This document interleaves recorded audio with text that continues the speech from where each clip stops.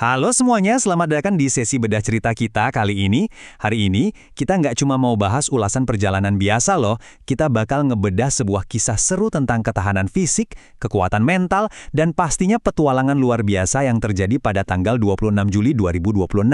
Ini adalah cerita tentang seorang pesepeda gravel solo yang nekat menaklukkan tanjakan demi tanjakan buat nyampe dua destinasi menakjubkan cuma dalam satu hari. Bersiaplah, karena perjalanan ini bakal sangat menginspirasi. Oke, mari kita mulai mengalaminya. Dari bawah, tanpa jalan pintas. Wow, ini bukan sekedar kutipan keren aja ya. Ini benar-benar inti dari seluruh perjalanan yang bakal kita bahas hari ini. Coba bayangin, kita kan sering banget ya milih jalan yang paling gampang buat nyampe tujuan. Tapi gimana kalau kita sengaja milih jalan yang susah?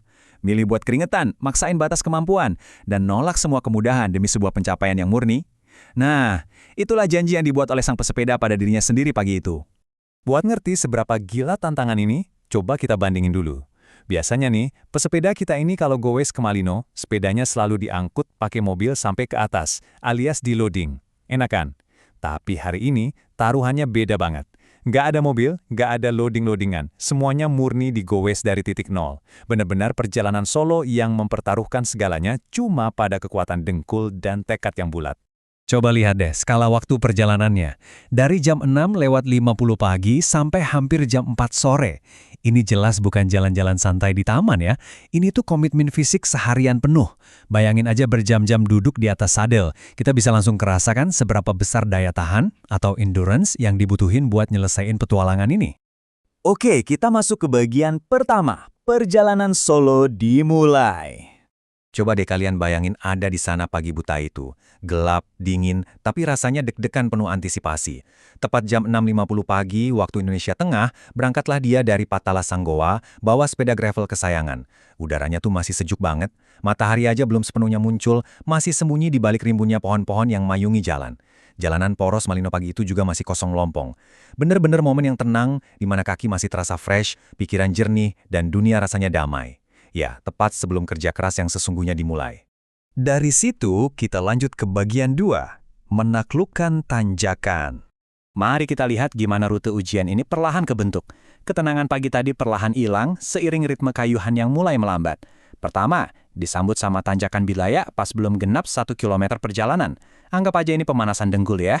Terus, muncul deh tantangan aslinya, tanjakan Bontojae. Wah, ini tanjakan panjang yang bener-bener nguras tenaga habis-habisan. Ingat loh, dia goes sendirian, nggak ada teman ngobrol. Suaranya cuma deru napas sendiri yang ngos-ngosan, suara putaran rantai mekanik, sama sesekali hempasan angin dari kendaraan yang lewat. Habis itu, disuguhi lagi jalur bergelombang ke Salutoa yang seakan tiada akhir. Ini beneran nguji kesabaran banget sih.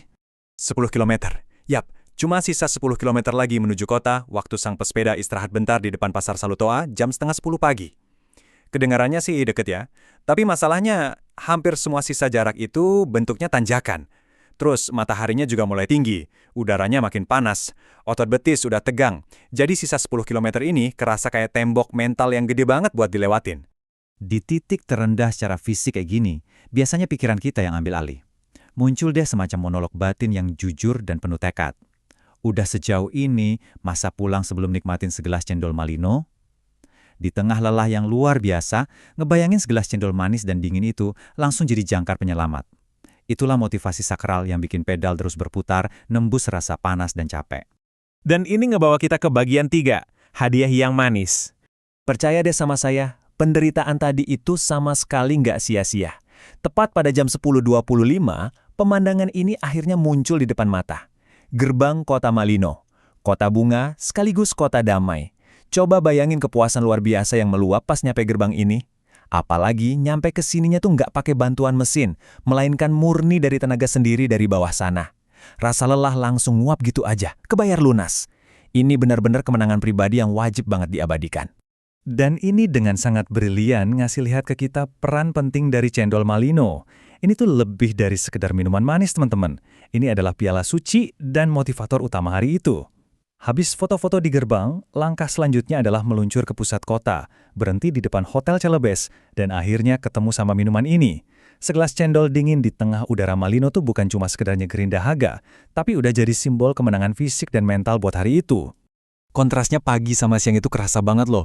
Di satu sisi pagi harinya penuh penderitaan nanjak yang menyiksa, Tapi di sisi lain, pas jam 11.45, momen turunan ngebawa kebahagiaan tersendiri.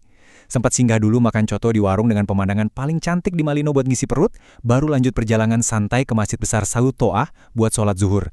Rasanya tuh kayak keseimbangan yang sempurna banget setelah pagi yang super keras. Lalu kita masuk ke bagian 4, jalan memutar yang indah.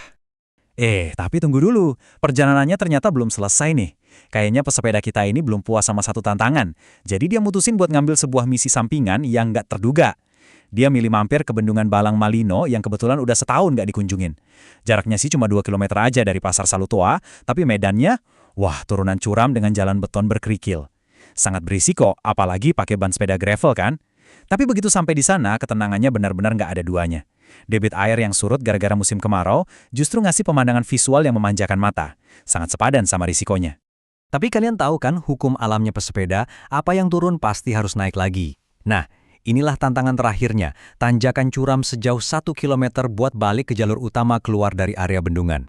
Lakuin ini di bawah terik matahari siang bolong dengan tenaga yang udah menipis dan kaki yang rasanya udah seberat timah. Ini beneran untuk sisa-sisa napas terakhir, muter pedal dengan ritme yang lambat dan nahan rasa sakit. Sekarang kita sampai di bagian 5, melampaui jarak. Rute pulangnya ini ibarat kebalikan dari rute pergi. Ini adalah bonus turunan panjang, melaju kencang banget. Angin nerpa wajah pas dia meluncur menyusuri jalan poros Malino arah Makassar.